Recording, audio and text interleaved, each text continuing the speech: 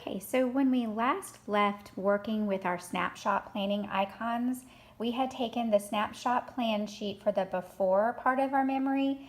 We'd added in a bada bing opening, and then we took the icons from our plan sheet and you made a small short little story about that. As you could probably guess, we want to build the story. So the next thing we want to do, and of course at this time this would be day 1. And I like to keep my writing time to about 20 minutes tops. And of course this was after Writer's Workshop, mentor text sharing, but when they went back to independent writing, I would have them do this, and within 20 minutes you have success, you have feeling of confidence and writing. I'd also get a lot of, that's all I need to write, can I write more? And again, you want them to start off small and give them that feeling of being a writer. So then the next day, we would then move to the main memory and we're going to continue. So this is going to become a pattern, and remember that we want to build pathways. So because we created a structure for how to write, they're going to start to feel more confidence in getting their thoughts that they planned of their memory down onto paper. Now, the bada bing is a really popular, and I find that at the beginning they want to use it a lot, so I encourage them to use a bada bing as a opening sentence to their paragraph as long as they want. They begin to then learn about how an opening sentence should be, and they move away from that that feeling of this kind of Mad Lib kind of fill in the blank, and they start to craft their own sentences. And again, I like to think about this as baking a cake. Many times we follow the directions on the back of a box exactly the way they are. And then if we get really comfortable, we start to add in a few extra ingredients to kind of make it our own. And I think this is similar to that. We want to give them the structure so that they can kind of start making it their own. Then you can see that the next part of this is taking the icons from the plan sheet and crafting them into a paragraph. And then the final thing, again, this would be the next day, we have the after memory, and we're going to do the same kinds of things. This time I did kind of merge in together. I said after we sat and admired the view of the majestic mountains, I added in my sparkle word there, and then I finished the paragraph. So now what the student has is, rather than starting right here, jumping right smack into the memory, we've given them some structure about what we do as writers. We lead the reader into our memory. We don't give away too much too fast. Then we move them into the actual juicy part of our story. And then we don't want to leave them hanging. We want to bring them out of the memory by talking about what happened afterwards. Now, there are lots of things that you can do with this. As my students got very good at this, I then introduced mentor text of real openings instead of just the bada bing. So even like before here, this moment, we would have had crafting of an actual lead into the story as well as a closure. But this is our basics. I want to talk to you one more thing about what to do with this. So we have a draft, and we know that the writing cycle wants us to publish. They want us to go through all of the steps of writing. So I have a very simplistic way, and this is my example, and I always tell my students that I don't like to give too much away so that they can create something of their own. But I tell them that we're always going to create a final product, and so for this is our little mini book, and I will ask them to put a title here. They're the author and they're the illustrator. And then I want to show you how those index cards can be useful again for the finished product. So I open up my book, and what I'm going to do is I'm going to take my illustration and I'm going to take it off of my plan sheet, and I'm going to put it into this first section up here. I like to tell my students to frame it like it was a picture. And then they either type or they handwrite in their nice, neat handwriting their before paragraph. And then they turn it over to the next page, and we take the main memory snapshot off. And that the double-sided reusable tape is really good for this. I obviously did not have that, so this is sticking. Okay, so I again would take this picture here.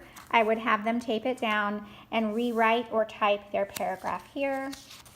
And then as you can see, the next step is to then take the picture from here. See if it comes off a little better. Nope. Okay, you'll get the idea. I need 2 hands to take it off, but take this, you put it right here, and you have them rewrite or type their after paragraph. And now they have a published piece that can go in the classroom library.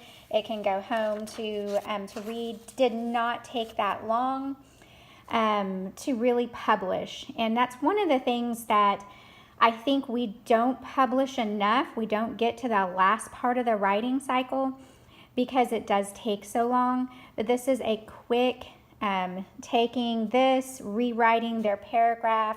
They can even take an index cards with the lines on it and rewrite their paragraph here and then glue that down as well. A couple of you had wondered about how, this is personal narrative writing, and I know that currently our TEKS are wanting them to do more expository writing. Though I will tell you that the narrative should always be something you start with at the beginning of the school year because that is what they can write on. So I wanted to talk to you a little bit about how to plan this out if you are doing some expository writing, such as a how-to.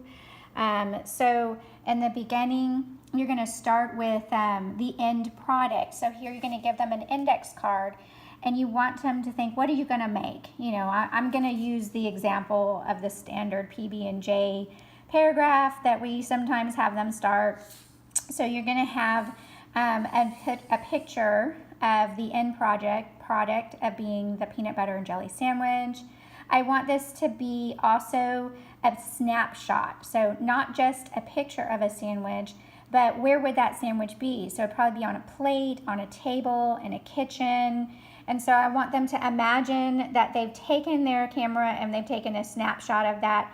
Our generation right now is so good about taking pictures of food. So just imagine that it is a picture of the plate. So we start here with that first illustration, and then we'll move down to the just before. So we're going to snapshot gathering our items. Maybe they're in the pantry, maybe we had to go to the grocery store, but you're going to talk about the items that you're going to need in order to create the product. Whether this was a sandwich or a birdhouse, or how to do a particular dance move or whatever it is. If it was something like a dance move, you would then have to collect your music, maybe certain clothing, those things in that nature. So again, it's going to be a snapshot for that one.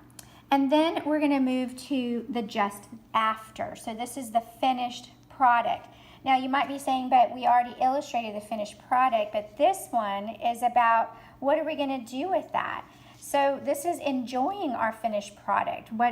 We always make this peanut butter and jelly sandwich, but we never talk about what we're going to do with it.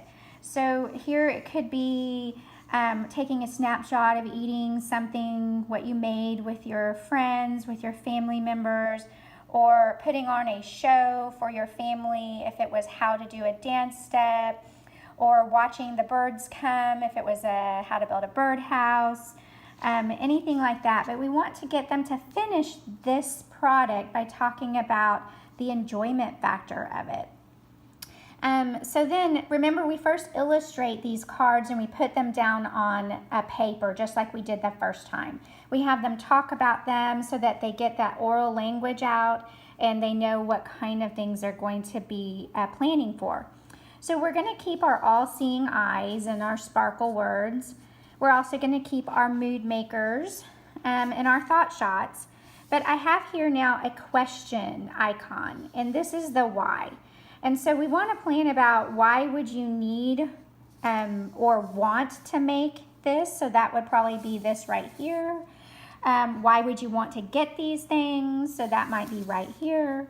And why would you want to enjoy this? And that might be this right here. And so this is how we could convert the snapshot planning to the icons for how to. Then the other one that I have that we've done before in our classroom has been persuasive writing.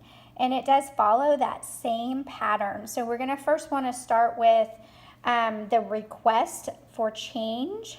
And this is a snapshot of like, this is the ideal moment. This is the, think of their request or change, and you're taking a snapshot. A lot of times it could be wearing your college t-shirt on Mondays. That's what they'd like to propose.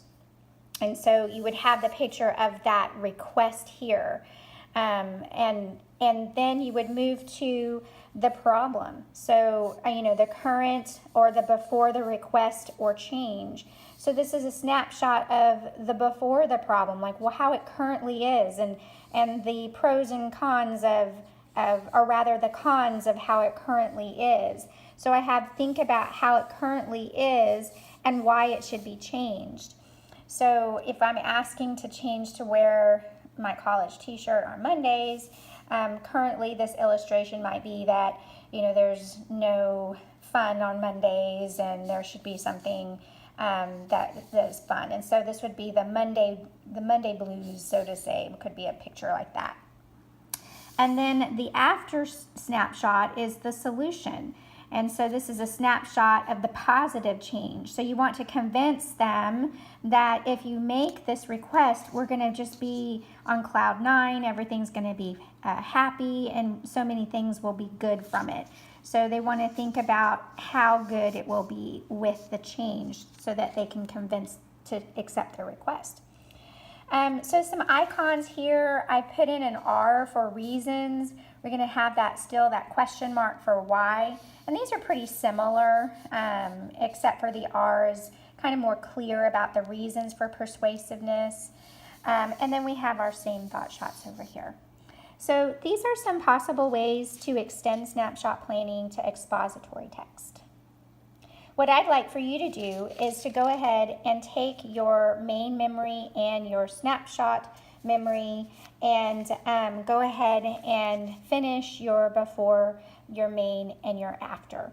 And if you'd like, you can even make an example for your classrooms so that you have a small little mini product of your finished work.